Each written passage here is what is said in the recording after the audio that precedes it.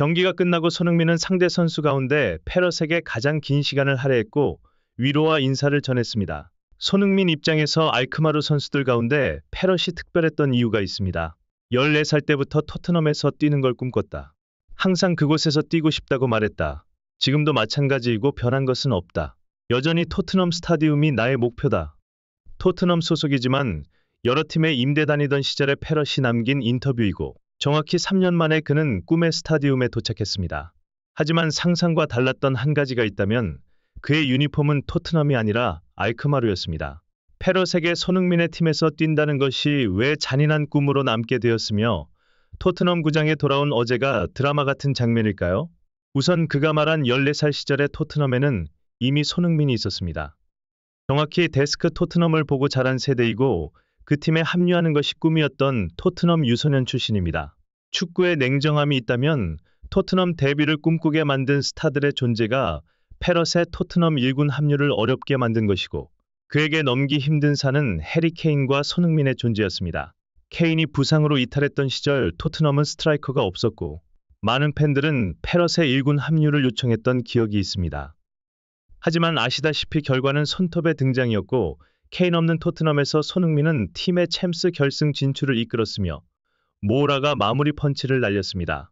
공교롭게도 잉어로만 분류됐던 손흥민이 케인이 빠진 팀에서 가장 뛰어난 9번임을 증명한 시즌의 아카데미 최고의 9번이었던 페럿은 토트넘과 프로계약을 체결했습니다.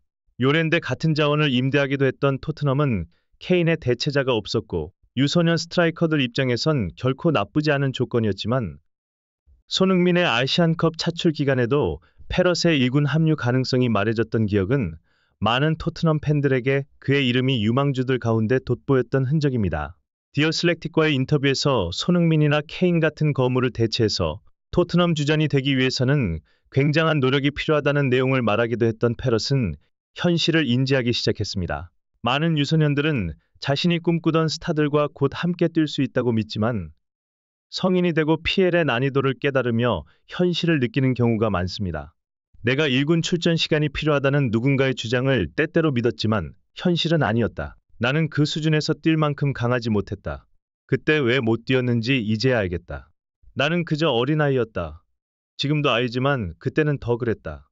프리시즌 훈련장에서 그는 케인과 손흥민 같은 선수들과 함께했고 그의 이름이 언론에 등장하기 시작할 무렵 페럿은 자신의 미래를 믿기 시작했지만 그의 고백에 의하면 그는 여전히 아이였고 시즌이 시작되면 팀의 선택은 후다시 임대였습니다.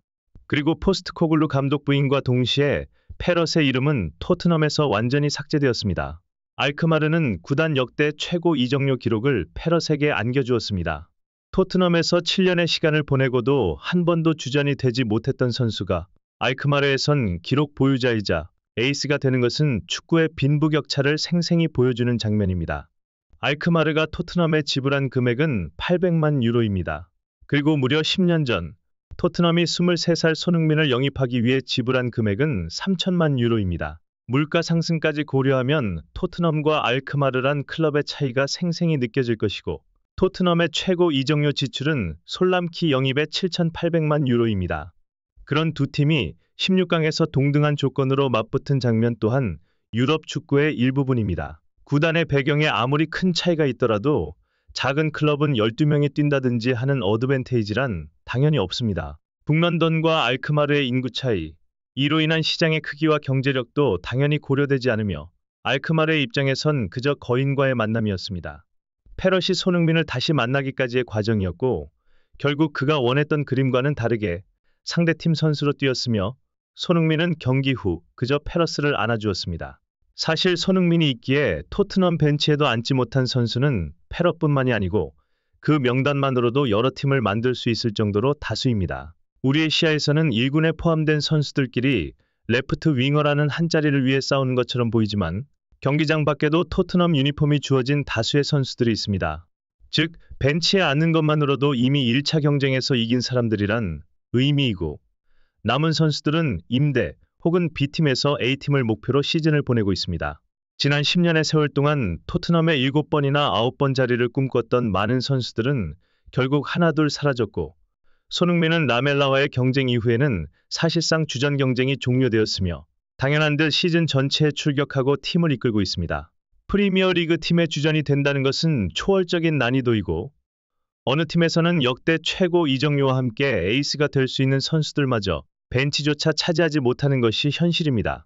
그 어느 팀이 유로파리그 16강에 오를 정도의 레벨이라는 것은 더욱 엘리트 레벨의 간격을 실감나게 합니다. 결국 토트넘과의 경기에서 패배한 알크마르의 팬들은 멀리 북남동까지 날아온 자신들을 초라하게 여기고 선수들을 질책했을까요? 토트넘 6만 관중이 승리의 노래를 부르고 있을 때 몇천이었던 그들은 들리지도 않는 목소리로 자신들의 응원가를 부르고 있었고 거인을 상대한 자기 선수들을 위로하고 있었습니다. 선수들은 그저 멀리까지 온 팬들에게 감사와 미안함을 표현하고 있었습니다.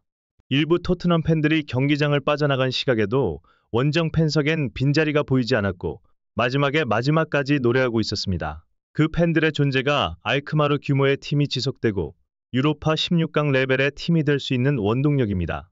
아무리 작은 시장이라도 강력한 팬덤이 있다면 그게 곧 클럽의 동력입니다. 결국 손흥민과 페럿의 만남은 토트넘과 알크마르라는 팀이 사람들로 형상화된 모습입니다. 네덜란드의 작은 도시와 영국의 수도이자 스몰 마켓과 빅마켓, 그리고 라비시 리그와 프리미어 리그의 만남입니다. 하지만 그 속을 주시하면 그저 축구가 평생의 꿈이었던 똑같은 사람들의 만남입니다. 꿈의 크기와 인간의 동기는 금액으로 매길 수 없고 1호고 안 1호고를 떠나서 같은 색깔입니다. 손흥민이 한국 유니폼을 입고 월드컵 4강에 환호했던 시기, 태어난 페럿의 10년 후는 아무도 알 수 없습니다. 하지만 그때에는 페럿의 팀을 꿈꿨으나 결국 받지 못한 또 다른 어린 선수를 페럿이 위로하는 것이 축구계이고 누군가에게 페럿은 토트넘이 버린 남자입니다. 하지만 알크마르 팬들에게 그는 어떤 존재가 되었을까요? 저는 어렸을 때부터 초등학교를 다녀왔습니다. 그래서 저에게 항상 도움이 되었습니다. 저는 지금의 선수가 되었기 때문에 좋은 추억으로 돌아가고 싶습니다. 이번 시즌에 17개의 골을 차지하셨는데 스페어 선수들이 지금 많은 어린 선수들의 기회를 주고 있습니다. 지금 스페어 선수들의 기회를 주고 있을 때 그들에 대한 후회는 없다고 생각하십니까? 아니요. 절대 없죠. 저는 스페어 선수들에게 좋은 삶을 즐기고 있습니다. 그래서 저는 지금의 상태에 집중하고 있습니다. 앞으로도 더 나아가고 싶습니다. 스페어 선수들에게는 어떤 변화가 있었는지 궁금합니다. 경기는 뭐예요? Issue Piqué dealing with the injuries and what they have gone through. You are obviously a team that's kind of in the lower reaches of this table compared to where it was when you were there. Yes, I'm sure it's disappointing for everyone when I was there. Focus was always on F4 and being at the top of the table, so disappointment there. I'm sure they're not doing as well as they want to. 하나의 여정이 마무리되면 다시 만날 수 있는 기회가 생길 것이라고 생각합니다.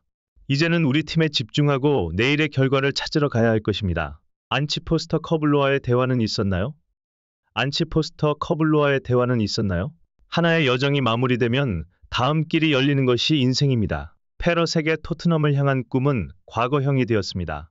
혹시 하나의 꿈에 실패한 사람들이 있다면 한 경기 출전마저 위태로운 절박한 순간이라면 내년에는 다른 리그에서 17골을 터뜨릴지도 모른다는 메시지가 페럿의 이야기에 담겨 있습니다.